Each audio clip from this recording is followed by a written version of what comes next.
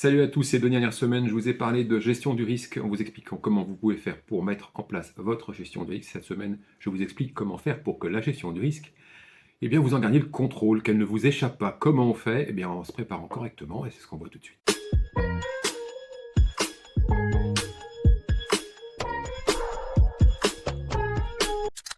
Bien préparer ses opérations, c'est absolument essentiel. Ça ne peut pas marcher sinon. Pourquoi? Parce qu'en fait, si vous n'êtes pas bien préparé, il peut se passer quelque chose d'imprévu sur le marché. Et dans ce cas-là, vos émotions, qui ont la fâcheuse tendance à prendre le contrôle du risque, une fois de plus, elles ne vont pas se gêner. Elles vont prendre le contrôle du risque et puis elles vont faire de belles catastrophes sur votre compte.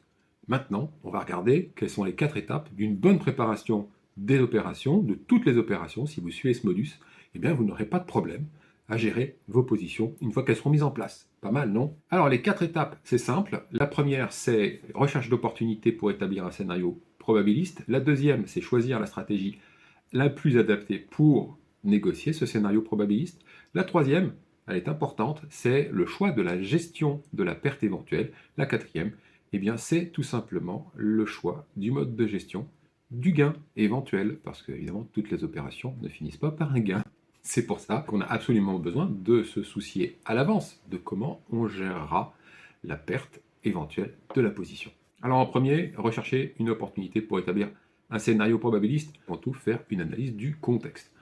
Contexte à moyen terme, contexte pour une opération swing, contexte pour une opération long terme, contexte pour une opération intraday. Pour faire cette analyse, il faut une approche, une méthode. Quelle approche va-t-on privilégier pour faire son analyse? Est-ce qu'on va prendre une approche plutôt fondamentale, une approche chartiste, une approche technique? Est-ce qu'on va étudier la macro, les micros pour les entreprises? Macro plus micro, ça c'est du fondamental, c'est le temps long. C'est bien pour les entreprises. Ça vaut rien pour les devises, à moins que vous n'ayez pas envie de faire beaucoup d'opérations. Parce que s'il faut attendre à chaque fois qu'une banque centrale vous annonce ses décisions sur les taux d'intérêt, vous n'allez pas faire beaucoup d'opérations en intraday. Donc si on fait de l'intraday, par exemple, on va surtout se soucier du chartisme, du technique. On est dans le temps court. Il nous faut des représentations de l'évolution du prix qui soient exploitables. C'est ça le contexte d'évolution du cours que l'on va privilégier lorsqu'on va faire des opérations de type intraday. Et donc on va privilégier évidemment l'analyse des graphiques, l'analyse chartiste, l'analyse technique, qui va nous renseigner sur le meilleur prix, et puis évidemment, de temps en temps, sur le meilleur moment. C'est à ça que ça sert, l'indicateur technique. Est-ce qu'on est en tendance? Est-ce qu'on est en train de latéraliser? Est-ce que nous sommes dans une phase de reprise, une phase de retournement, une phase d'accélération? Est-ce que le prix évolue rapidement, lentement? Tout ça, on le voit dans le graphique, et on doit tenir compte de ça pour évaluer le contexte dans lequel on se trouve. Est-ce que c'est plutôt volatile, plutôt pas trop volatile? On va pouvoir également, en plus de cette analyse de la volatilité en intraday avec les mouvements que l'on va constater sur le graphique, avoir une vue un peu plus long terme, une vue un peu plus générale du marché en regardant justement du côté des options avec la volatilité implicite qui va traduire le sentiment des opérateurs. Si la volatilité implicite est en augmentation, alors c'est que le climat n'est pas très bon et que l'on cherche des protections. Puisque le but c'est de définir un scénario probabiliste, il faut qu'on étudie l'évolution des prix passés pour essayer de déterminer l'évolution suivante la plus probable. Est-ce que la suite que l'on anticipe comme étant la plus probable, c'est un arrêt, un retournement, un repli modéré, un repli plus important? Est-ce que c'est le franchissement d'une résistance ou d'un support? Est-ce que c'est la mise en place d'une latéralisation? Tout ça, ça fait partie justement des scénarios possibles, parmi lesquels vous allez définir celui qui est le plus probable et celui qui va justement nous permettre de prendre une stratégie adaptée pour la négociation de ce scénario. On choisira une stratégie qui sera tantôt chartiste, tantôt technique, ou bien un mix des deux, pourquoi pas, avec peut-être aussi une petite analyse fondamentale. Est-ce qu'elle va être basée uniquement sur des approches de niveau, des supports, des résistances, donc une stratégie essentiellement de chartiste sur laquelle on va tout simplement choisir de se placer sans attendre un signal technique? Ou bien alors, on va attendre un signal technique pour ouvrir la position, ou bien encore, on va attendre d'avoir les deux, c'est-à-dire le niveau de prix, par exemple, un retour sur un support, mais on ne va pas tout de suite entrer par anticipation du scénario qu'on anticipe, on va attendre déjà un premier élément de confirmation, on va attendre un signal technique. Alors, ça ne marche pas dans tous les types de marchés, et puis on prend aussi le risque, évidemment, que si le marché est dynamique, on vienne toucher le support et qu'on s'en aille. Une fois que le signal technique sera déclenché, ce sera sans nous. Ensuite, et c'est le plus important, c'est le choix du mode de gestion de la perte éventuelle. Comment va-t-on gérer cette perte? Alors, si on n'est pas là, c'est très simple, ce sera une gestion passive. C'est normal, on n'est pas devant le graphique, on ne peut pas attendre, comme je vous le disais la semaine dernière, un signal d'invalidation pour optimiser le montant des pertes. C'est soit la position va à l'objectif parce que le scénario s'est réalisé, soit c'est le stop de protection si jamais les choses virent dans le mauvais sens. Mais vous n'êtes pas là pour intervenir, vous n'êtes pas là pour devancer une sortie perdante, par exemple sur un signal d'invalidation.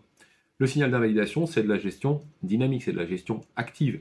Passif, je ne suis pas là. Bon, mais s'il est prévu que je sois devant l'écran, évidemment, j'adopte une gestion active et je vais guetter ce signal d'invalidation qui fera que quand je vais perdre, ça ne sera pas toujours un stop. Donc ça va grandement améliorer mon ratio gain-perte, évidemment, mais vous connaissez déjà un peu la musique, puisque j'ai traité de ça dans ma dernière vidéo. Tiens, puisque je parle de ma dernière vidéo, eh bien parlons de la prochaine. Avez-vous activé les notifications pour être prévenu de sa mise en ligne?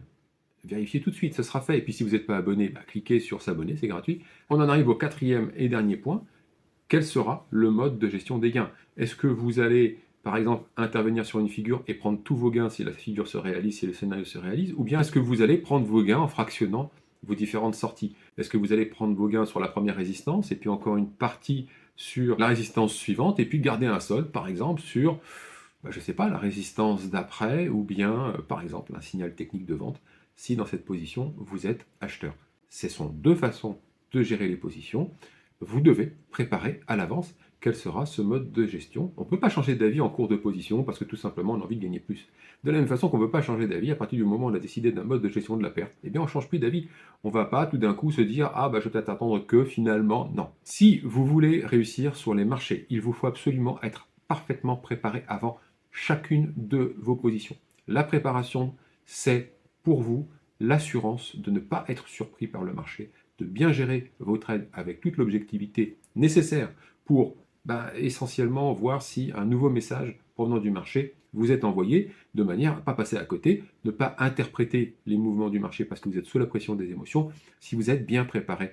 Les émotions ont très peu de chances de survenir et donc pour vous, peu de risques qu'elles prennent le contrôle de votre capital et qu'elles vous amènent immanquablement à une catastrophe. Bien vous préparer est absolument essentiel. Ces 4 étapes sont très simples. Ça fait partie de votre routine, c'est votre processus. Voilà, c'est la fin de cette vidéo. J'espère qu'elle aura été utile. J'espère que, à travers cette chaîne, vous commencez à mieux comprendre de quoi vous avez besoin pour mettre en place des bonnes stratégies. Comme d'habitude, restez prudent, apprenez pas à pas. C'est pas une course de vitesse, c'est une course de fond. Et si vous voulez être sur la ligne d'arrivée, il ne faut pas exploser avant. À la semaine prochaine.